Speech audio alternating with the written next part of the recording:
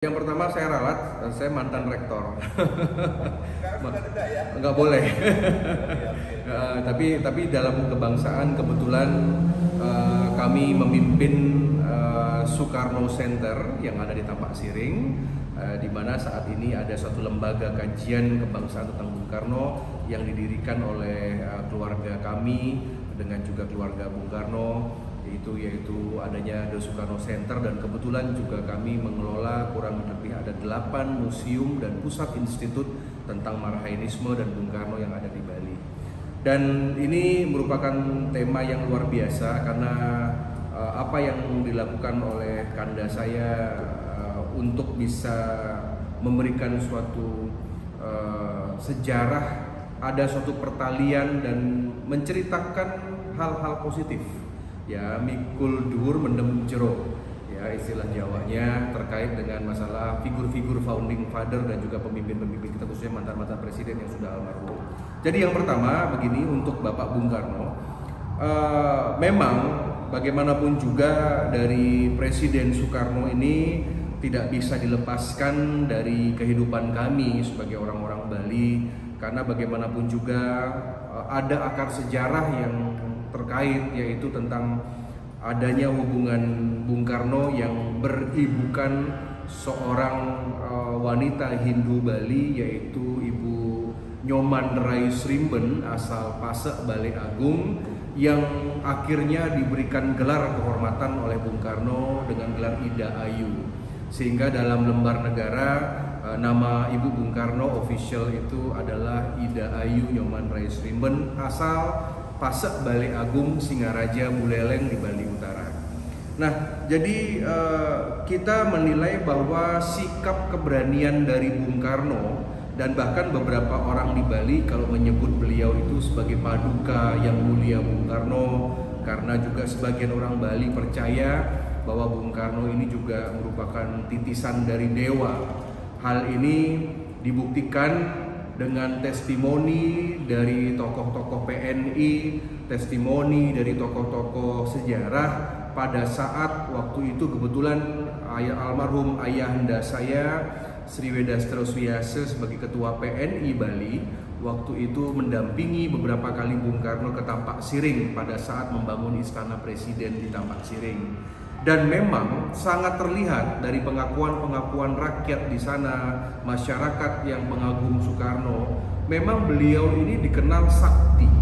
Ya, pertama karena beliau ini suka datang tetirah ke pura-pura, ke candi-candi, dan orang Bali percaya salah satu tongkat komando Bung Karno itu justru juga didapatnya dari Pura Gunung Kawi yang sekarang menjadi UNESCO Site di Tampak Siring. Juga ada cerita bagaimana pada saat Bung Karno datang ke Bali selalu diiringi oleh hujan. Bahkan suatu saat Bung Karno juga pernah mendemonstrasikan, ya mungkin apakah itu kesaktian atau kebetulan, pada saat Tampak Siring itu kekeringan, beliau datang, mungkin ada rakyat yang bercerita kepada beliau, beliau cuma meminum air 1 gelas, kemudian beliau berkumur dan kemudian menyemburkannya ke alam bebas, dan tidak lama lagi muncul itu namanya hujan deras di Tampak Siring. Jadi cerita-cerita itu hidup di masyarakat Bali sampai sekarang. Nah, maka dari itu secara psikologis antara masyarakat Bali dan Bung Karno tidak bisa dilepaskan, dan ini akhirnya terbawa di era politik pasca reformasi. Di era politik pasca reformasi, partai-partai yang berkaitan dengan Bung Karno itu selalu menang mutlak yang ada di Bali. Termasuk pun kemarin Bapak Presiden Jokowi di pemilu 2019 mendapatkan 92% dari dukungan masyarakat Bali, karena Pak Jokowi kita tahu selalu mengaku sebagai anak ideologis Bung Karno. Jadi rakyat Bali sangat merasa dekat sekali, ya mungkin karena faktor ada darah Bali dalam darah Bung Karno seperti itu. Apakah semacam darah seni Bung Karno itu juga datang dari Bali? Oh jelas, ya jelas. Bung Karno itu kan mengakui lukisan. Benar. Jadi Bung Karno itu dalam sejarahnya bersahabat dengan banyak dari pelukis-pelukis yang mungkin awalnya belum ternama, tetapi menjadi ternama karena ada faktor Bung Karno. Misalkan pergaulan Bung Karno dengan Lemayer yang ada di Sanur, pergaulan Bung Karno dengan pelukis asal Eropa yaitu Blanco ya, kemudian pergaulan Bung Karno dengan seniman-seniman, dan akhirnya seniman-seniman itu menjadi maestro karena juga sering diundang oleh Bung Karno pada saat acara-acara di istana presiden maupun kenegaraan. Dan pada saat Bung Karno menjadi presiden, istana presiden itu adalah sebagai galeri hidup. Ya, jadi galeri hidup itu karena seniman-seniman itu boleh mereka melukis, mereka membuat patung di area istana itu boleh. Ya, yang saya dengar dari cerita almarhum tokoh-tokoh PNI dulu bahwa Istana Bogor, di Istana Merdeka, di Cipanas, termasuk di Tampak Siring juga sama. Jadi darah seninya bukan hanya sekedar praktek seni, karena Bung Karno juga seorang pelukis. Kebetulan di museum kami di Soekarno Center itu ada beberapa jejak-jejak atau tinggalan-tinggalan Bung Karno. Misalkan Bung Karno juga ternyata melukis perangko NKRI yang pertama dengan logo banteng. Kemudian Bung Karno juga melukis tentang figur-figur wanita-wanita Indonesia. Bung Karno juga desainer terkait dengan mebler yang ada di Istana Presiden Tampak Siring. Dan Bung Karno juga seorang fashion designer, bagaimana menemukan peci, bagaimana menemukan simbol-simbol kepresidenan, memakai pakaian putih ala Eropa dengan tongkat komando dan simbol-simbol yang mentereng. Jadi sebenarnya Bung Karno adalah sosok yang sangat lengkap, termasuk juga kegandrungan beliau dengan tari lenso, dengan lain sebagainya. Jadi saya memastikan bahwa darah seni itu datang dari darah Bali, darah ibundanya. Bali, ya, saya pengen dapat cerita ini. Banyaknya museum yang sudah dikelola Pak. Itu isinya apa aja? Jadi yang pertama ada macam-macam itu Pak Bambang. Jadi yang pertama itu kita punya museum itu di Jembrane di Bali Barat, ada di pusat kota Denpasar di Niti Mandala Renon, ada juga di Tampak Siring di Gianyar, dan sekarang kita akan sedang membuat beberapa museum di Buleleng, di Karangasem dan beberapa kabupaten. Memang ini semua peninggalan-peninggalan leluhur kami. Karena pada saat karena ayah saya kebetulan adalah ketua PNI dan dulu beliau adalah anggota DPR GR MPRS. Dan memang sangat dekat dengan Bung Karno, sehingga pada zaman itu benda-benda Bung Karno ini memang diamankan. Apalagi kita tahu di zaman Orde Baru ada gerakan desoekarnoisasi. Nah, sehingga dulu waktu di Puri kami itu memang banyak itu kami simpan justru di bawah tanah seperti itu. Ada lukisan, ada buku-buku, kurang lebih 100.000 judul buku, ada pusaka-pusaka berupa keris, berupa senjata-senjata leluhur, ada macam-macam, ada uang kuno dan macam-macam. Jadi sebenarnya dari 8 museum dan institut yang kami dirikan ini semuanya punya spesialisasi ya.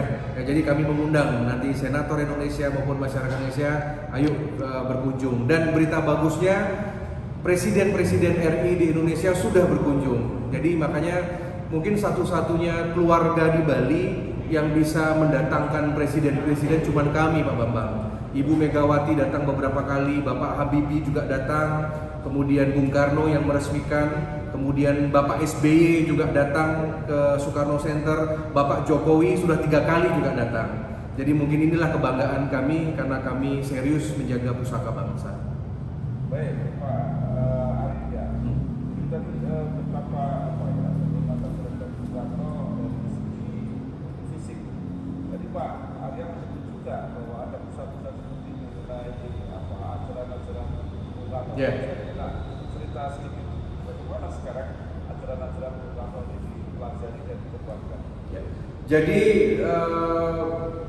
di era, sebenarnya saya harus bicara fair, di era reformasi secara umum dan di era Bapak Jokowi, di era Nawacita secara khusus, itu memang ajaran Bung Karno ini mendapatkan momentum untuk bangkit.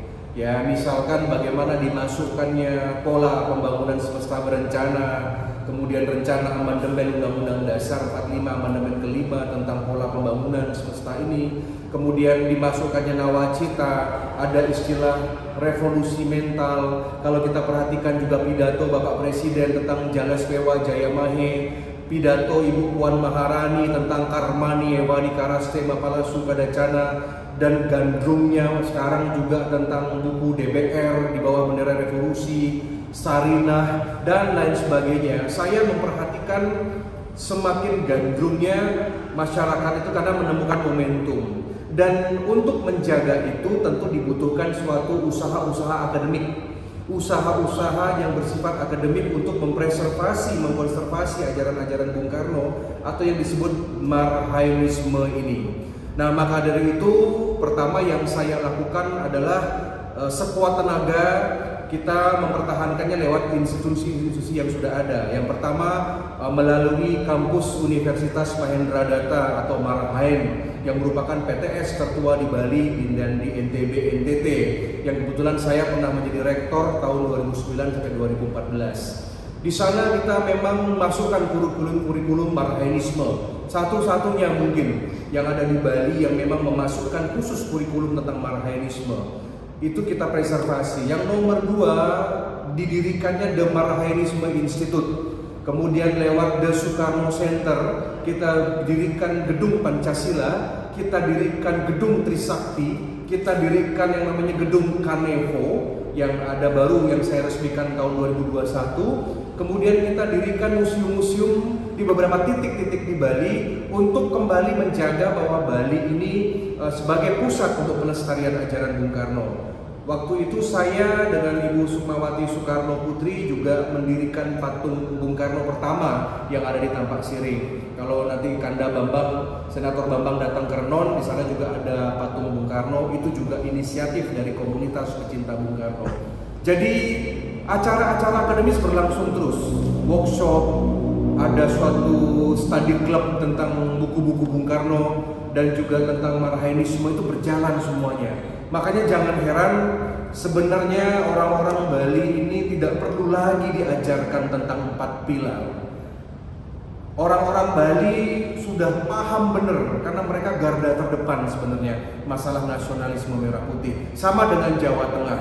Kalau di Jawa Tengah adalah rumah besar nasionalis, kaum nasionalis Indonesia, maka Bali ini bisa dikatakan adalah akarnya. Karena ada cerita tentang Bung Karno yang beribukan orang Bali, kemudian ada juga cerita-cerita tentang Airlangga, Mahendradatta, Raja Udayana, dan lain sebagainya. Jadi yakinlah, apalagi dengan Sumpah Palapa Gajah Mada yang dimana orang-orang Bali masih nguri-nguri sampai saat ini. Seperti itu, Pak Bambang.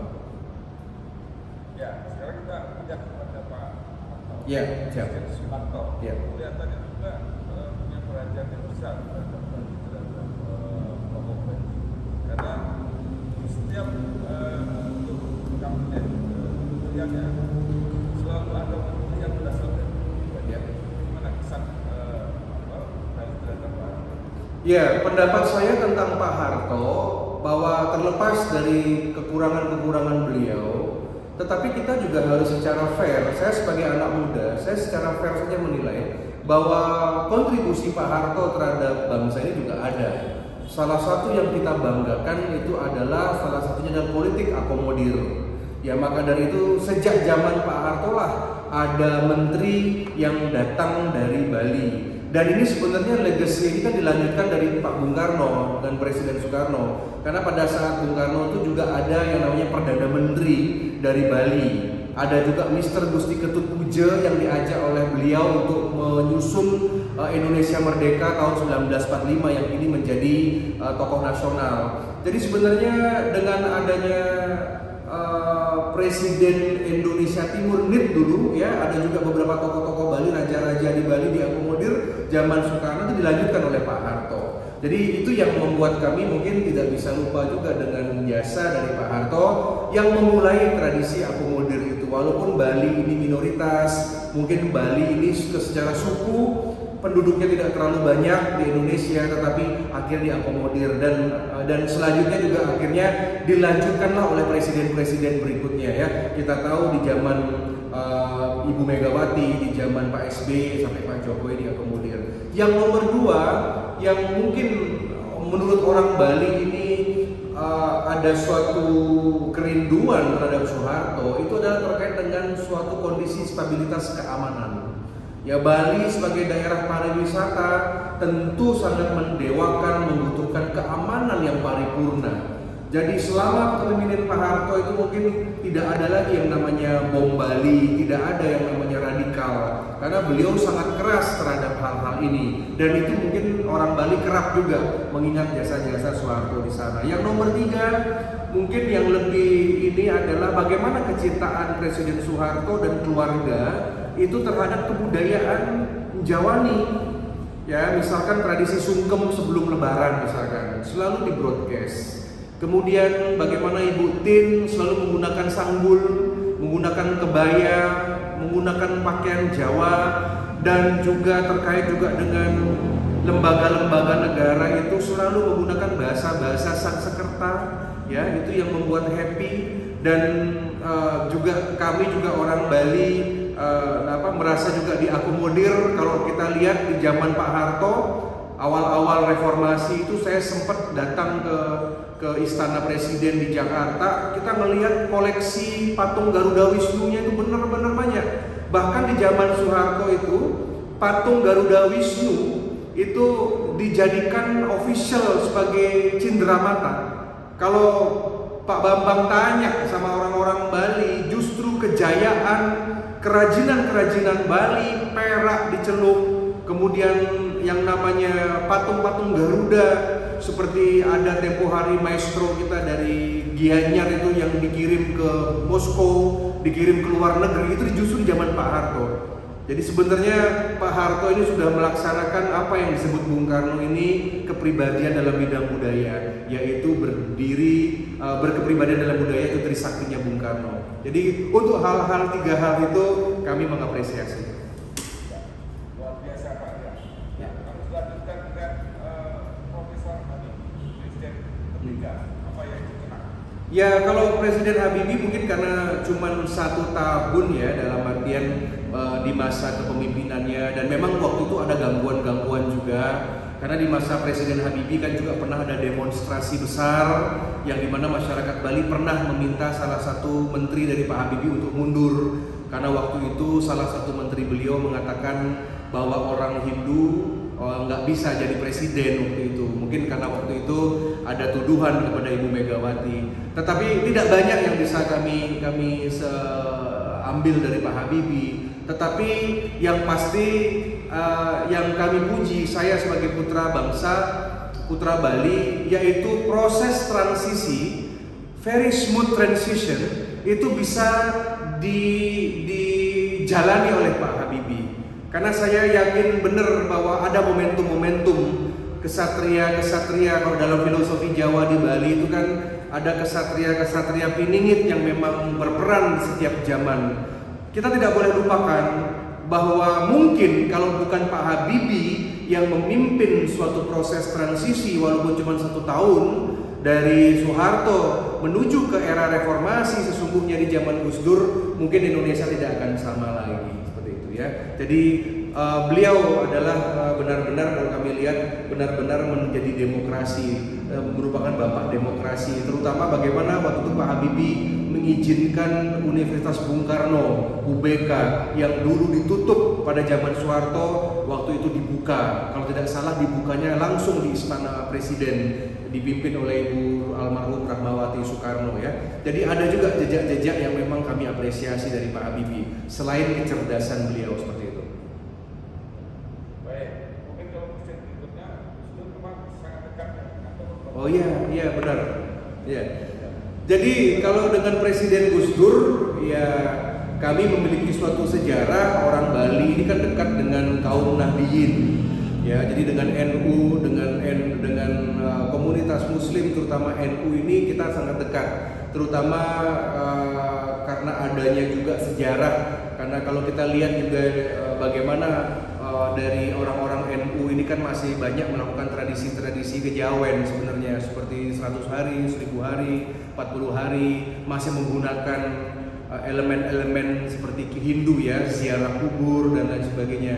Jadi dari pertemuan kebudayaan ini terakhir terwakili dengan adanya Pak Gus Dur sebagai presiden. Maka dari itu saya juga sebelum menjadi senator, kita sangat juga dekat dengan keluarga Bapak Gus Dur. Misalkan kami bersama Mbak Inayah Wahid satu forum di Interfaith Forum. Kami juga pernah mengundang Bapak almarhum Solahuddin Wahid ke istana kami, ke Soekarno Center Tambak Siring, kita jamu dan kita intens komunikasi. Jadi dengan Gus Dur luar biasa, terutama beliau mengizinkan yang namanya agama Konghucu, ya, beliau mencabut tentang ketetapan negara yang masih mendiskriminasi simbol-simbol Tionghoa, misalkan Cina, ya, mungkin beliau juga akhirnya mengembalikan juga suatu istilah dari Irian Barat, Irian menjadi Papua. Dan di Bali kebetulan banyak juga masyarakat Bali yang berasal dari keturunan Tionghoa, dan tentunya itu juga harus kami perhatikan. Dan satu cerita menarik, Presiden Gus Dur ini setiap ke Bali selalu datang ke pura. Ya, pernah beliau datang ke pura Golawah, itu ada di Kelungkung. Dan justru pada saat itu, waktu itu dengan almarhum Ibu Gedong Bagus Oke, anggota MPR juga utusan Hindu, itu beliau pada saat sembahyang ke pura itu beliau menghormati umat Hindu dan beliau mendapatkan pusaka di sana di pura. Nah, jadi cerita-cerita itu hidup di masyarakat. Bagaimana seorang Gus Dur yang merupakan tokoh Islam Indonesia, tokoh NU, justru disayang oleh para dewa di Bali. Contohnya dengan mendapatkan pusaka-pusaka yang mungkin akhirnya bisa juga beliau menjadi bapak bangsa yang sesungguhnya. Jadi ya kami merindukan Gus Dur, ya, dan saya pun mungkin salah satu Gus Durian yang memang benar-benar terkagum-kagum dengan pemikiran-pemikiran seorang Gus Dur. Baik, mungkin terakhir Okay. bisa disebutkan jadi apa yang bisa kita petik, kita pelajari, kita amalkan saat ini dan kedepan dari kantor Pak Anto, Pak Budi dan Ya, jadi menurut saya filosofi Jawani itu harus tetap dipertahankan. Mikul dhuwur mendem jero. Kita ini adalah bangsa yang beretika. Kita boleh memaafkan sejarah, ya, tetapi kita tentu kan tidak bisa melupakan sejarah, ya. Jadi harus ada suatu revolusi pemikiran. Jadi mari kita sebagai putra bangsa kita lihat positif dari pemimpin-pemimpin kita, karena bagaimanapun juga mereka adalah tokoh-tokoh kita. Dan tentu kalau kita meyakini filosofi agama bahwa tidak ada sesuatu yang terjadi kebetulan, suka tidak suka, Tuhan yang Maha Kuasa telah memberikan amanat kepada Bung Karno, kepada Soeharto, kepada Habibie, kepada Gus Dur, kepada Ibu Megawati Soekarno Putri, kepada Bapak SBY, kepada juga Bapak Jokowi. Suka tidak suka, 7 presiden ini sudah mendapatkan wahyu ke Prabon. Suka tidak suka, sudah ada taksuning taksu. Mau tidak mau, apalagi sudah almarhum yang beliau-beliau ini, marilah kita lihat hal-hal yang positif. Dan saya senang sekarang anak-anak muda itu sudah mulai mengapresiasi, dan tugas kita sebagai anak-anak ideologis beliau untuk melestarikan lewat forum-forum seperti ini, seperti podcast seperti ini, lewat dialog-dialog, lewat FGD, lewat kajian akademis, lewat penerbitan buku-buku semua. Jadi jangan sampai nanti anak muda Indonesia lebih mengidolakan orang asing, mengidolakan tokoh-tokoh luar negeri, siapapun itu. Mari kita tokohkan pahlawan-pahlawan kita seperti itu. Jadi kita ambil baik-baiknya, mikul dhuwur mendem jero. Urusan pahala dan dosa sudah merupakan urusan Gusti Allah, sudah merupakan urusan Tuhan, ya. Mari kita sekarang bersatu untuk menjadi Indonesia yang kuat. Itu pesan saya dari Pak Bambang. Baik, terima kasih kepada Dr. Sri Industri Murah Area Jakarta, anggota Dewan Perwakilan Daerah Indonesia yang kuat, yang telah menerangkan itu banyak tentang bagaimana kecintaan, penghormatan orang Bali, baik terhadap Bung Karno, kepada Pak Harto, kepada Pak Budi, dan juga kepada Gus Dur. Mudah-mudahan ini memperkaya kawasan kita, dan kita benar-benar bisa meneladani